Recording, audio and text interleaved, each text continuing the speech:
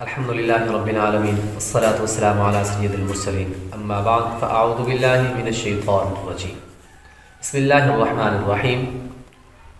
حروف کے مخارج کا بیان ہے۔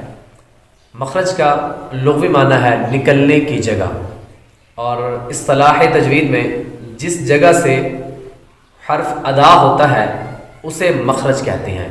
تو یہ مخرج جو ہوتے ہیں کہ جہاں سے انسان الفاظ کو ادا کرتا ہے تو نکلنے کی جگہ کو مخرج کہا جاتا ہے۔ حروف حلقیہ حمزہ، ہا، عین، ح، غین، خا۔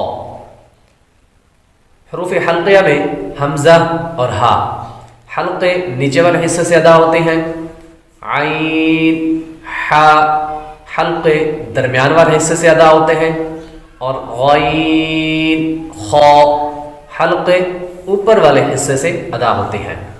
اور اسی طرح حروف لہویہ دو ہیں، حروف لہویہ دو ہیں، کون کون سے؟ قاف، کاف، ٹھیک ہے۔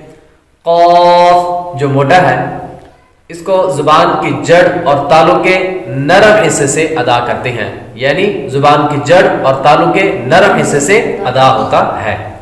اور کاف جو بریک ہے یہ زبان کی جڑ اور تالو کے سخت حصے سے ادا ہوتا ہے۔ یہ دونوں کا فرق ہے۔ موٹا قاف جو ہے یہ زبان کی جڑ اور تالو کے نرم حصے سے، اور دوسرا جو کاف کتاب والا ہوتا ہے بریک ہوتا ہے، یہ زبان کی جڑ اور تالو کے سخت حصے سے ادا ہوتا ہے۔ اور اس طرح حروف شجریہ، حروف شجریہ تین ہیں، کتنے ہیں؟ تین ہیں، کون کون سے؟ جیم، شین، یا، ٹھیک ہے۔ حروف شجریہ زبان کے درمیان اور تالو کے درمیان سے ادا ہوتے ہیں، زبان کے درمیان اور تالو کے درمیان سے ادا ہوتے ہیں۔ اور اس طرح حرف حافیہ، حرف حافیہ کون سا ہے؟ ضاد، ٹھیک ہے۔ زبان کی کڑوٹ اور اوپر کے داڑوں کی جڑ سے ادا ہوتا ہے، زبان کی کڑوٹ اور اوپر کے داڑوں کی جڑ سے ادا ہوتا ہے۔ اور حروف طرفیہ تین ہیں، حروف طرفیہ تین ہیں، کون کون سے؟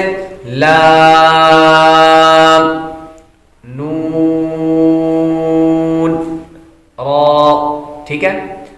لام زبان کا کنارہ اور ضواحک سے ثنایا تک کے مسوڑوں سے ادا ہوتا ہے، زبان کا کنارہ اور ضواحک سے ثنایا تک کے مسوڑوں سے ادا ہوتا ہے۔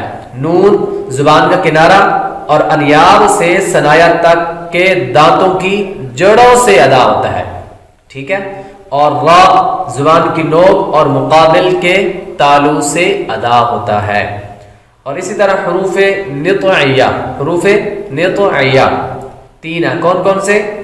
طا، دال، تا، ٹھیک ہے۔ حروف نطعیہ ان کا مخرج کیا ہے؟ ان کا مخرج یہ ہے کہ زبان کی نوک اور اوپر کے دانتوں کی جڑ سے ادا ہوتا ہے، یہ ادا ہوتے ہیں۔ اگر اکیلا قرار پڑھیں گے تو ادا ہوتا ہے، اور اگر مل کر پڑھیں گے مطلب جمع کا لفظ بولیں گے تو پھر جڑ سے ادا ہوتے ہیں۔ اور اس طرح حروف لثویہ ظا، ذال، ثا، ٹھیک ہے۔ حروف لثویہ ان کا مخرج زبان کا سیرہ اور اوپر کے دانتوں کے اندرونی کنارے سے ادا ہوتے ہیں، زبان کا سیرہ اور اوپر کے دانتوں کے اندرونی کنارے سے ادا ہوتے ہیں۔ اور حروف صفیریہ، حروف صفیریہ ان کو عام زبان میں سیٹی والے حروف بھی کہا جاتا ہے، حروف صفیریہ یعنی سیٹی والے حروف، کیسے؟ کون کون سے ہیں؟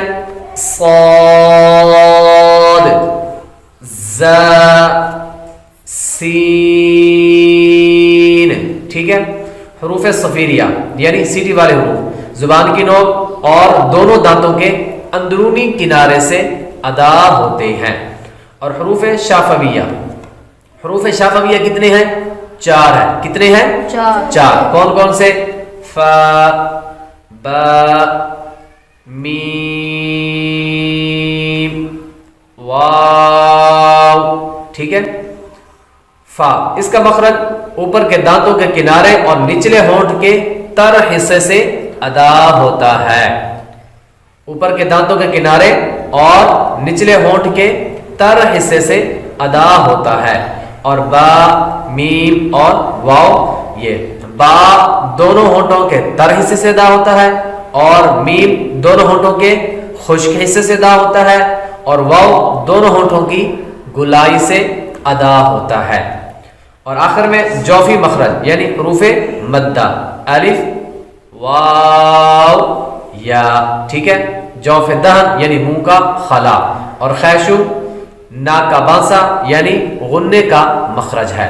تو یہ حروف کے مخارج، حروف کے القاب، ٹھیک ہے، اور مخرج کا نام، اور ان سب جو کو وہ مخارج کہا جاتا ہے. یہ آپ نے مخارج یاد کرنے ہیں. ٹھیک ہے.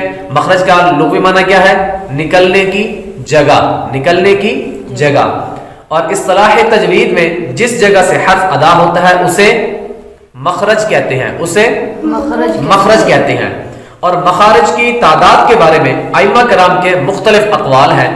حضرت امام خلیل بن احمد فراہیدی رحمت اللہ تعالی علیہ اور اکثر ائمہ کرام کے نزدیک مخارج کی تعداد کتنی ہے؟ 17. کتنی ہے؟